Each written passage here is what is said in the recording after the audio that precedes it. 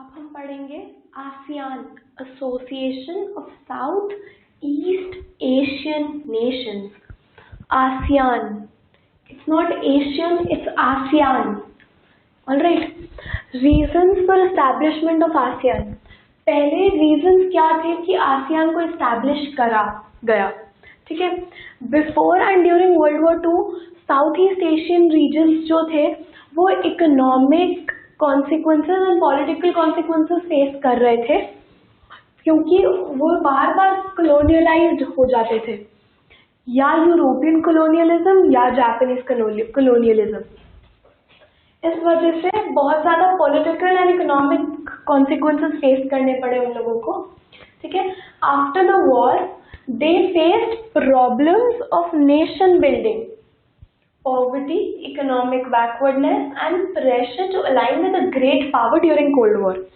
जैसे कि हमने फर्स्ट चैप्टर में पढ़ा था, कोल्ड वॉर में दो पावर्स थी, the Soviet union and the US. तो उनके ऊपर ऑलरेडी इतना प्रॉब्लम थी, इतने प्रेशर्स थे, उसके साथ साथ एक इतना बड़ा प्रेशर आ गया था कि एक किसी पावर को ज्वाइन करे वो कोल्ड वॉर के टाइम. तो हमारे पास उस टाइम पर बैंडंग कॉन्फ्रेंस एंड नैम था जो कि इनइफेक्टिव थे इस्टेब्लिश करने में एक treaty for informal cooperation establish करने के लिए बैंडंग कॉन्फ्रेंस एंड नैम इनइफेक्टिव थे. इसलिए 1967 में हमने आसियान की फॉर्मेशन देखी. ठीक है. इसके बाद हम पढ़ेंगे founding members of the ASEAN. All right. ASEAN. Founding members of ASEAN. 5 members initially थे Indonesia, Malaysia, Thailand, Singapore and Philippines. ये 5 से इंक्रीज होके 10 हो गए थे after some time. They signed the Bangkok declaration, जिसमें अगेन अब बैंकॉक एक बन गई थी हमारी मेंबर स्टेट. साथ में वियतनाम जैसी और कंट्रीज, वियतनाम, बैंकॉक, ऐसी कंट्रीज जिन्होंने इनकी 5 मेंबर स्टेट्स को टू 10 इंक्रीज कर दिया था. ठीक है. ऑब्जेक्टिव्स क्या थे आसियान के? आसियान के ऑब्जेक्टिव्स थे कि वो एक्सेलरेट कर सके growth, social progress and cultural development. Growth, social progress and cultural development. वो प्रमोट करना चाहती थी रीजनल पीस एंड स्टेबिलिटी. वो पूरे साउथ ईस्ट एशियन रीजन में करना चाहते थे ऐसा. अब now what is the ASEAN way? ये बहुत इंपॉर्टेंट है. आसियान वे,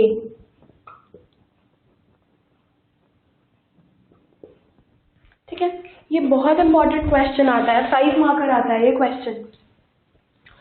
इसमें इन आसियान वे क्या था? ये एक तरीका था इंटरैक्शन का जो कि नॉन अपोजिंग हो, इनफॉर्मल हो और कोऑपरेटिव हो. ज़्यादा इश्यूज ना हो बात करने में किसी को. ठीक है. ये एक सॉवरेन थी. सॉवरेन मतलब कोई एक्सटर्नल पावर इन्हें डोमिनेट नहीं कर सकती. ठीक है. ASEAN is a sovereign. 2003 में आसियान ने 3 पिलर्स एस्टैब्लिश किए थे. ठीक है. पहला था आसियान सिक्योरिटी कम्युनिटी, दूसरा था आसियान इकोनॉमिक कम्युनिटी और तीसरा था ASEAN socio economic community. Alright. First, ASEAN security community, ये बेस्ड थी on the conviction that the territorial dispute should not turn into a war. ठीक है. It should not turn into a war. ठीक है. फिर आता है peace, neutrality, cooperation, non interference and respect for national differences and sovereign rights was promised principles to be upheld. तो इसका मतलब है पीस, न्यूट्रलिटी मतलब किसी की तरफ बायस नहीं होंगे, कोऑपरेट करेंगे, इंटरफेयर नहीं करेंगे और नेशनल डिफरेंसेस को रिस्पेक्ट करेंगे और सॉवरेन राइट्स प्रॉमिस करी गई थी.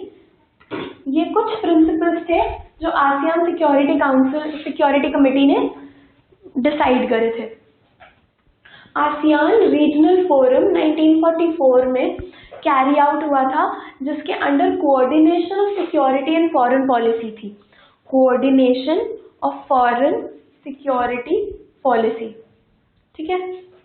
आसियान इकोनॉमिक कम्युनिटी, इसके under its economy is growing on a faster rate than the European Union, US and Japan. European Union, US and Japan. It aims at creating a common market and provide a base, that is a productional base, ठीक है, aims at creating a common market and production base. ये add करते हैं social and economic development को इन the region, ठीक है। ये add करते हैं क्या, ये एड करते हैं social and economic development in the region, ठीक है।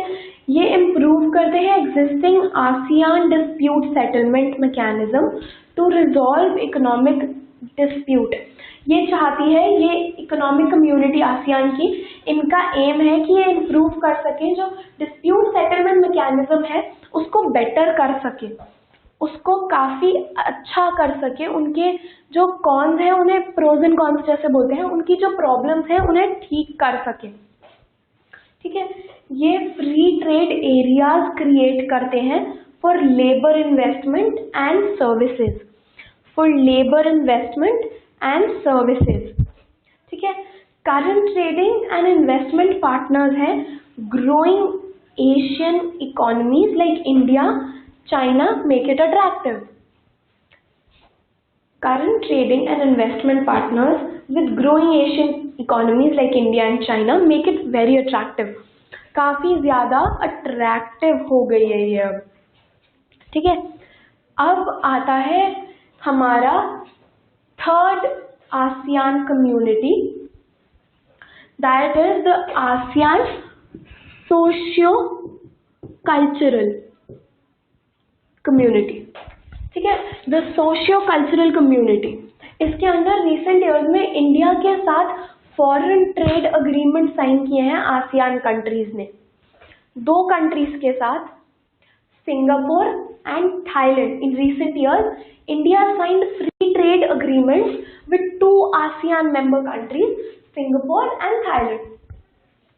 आसियान की स्ट्रेंथ उनकी पॉलिसीज में लाई करती है of interaction and consultation with member states, NGOs, etc.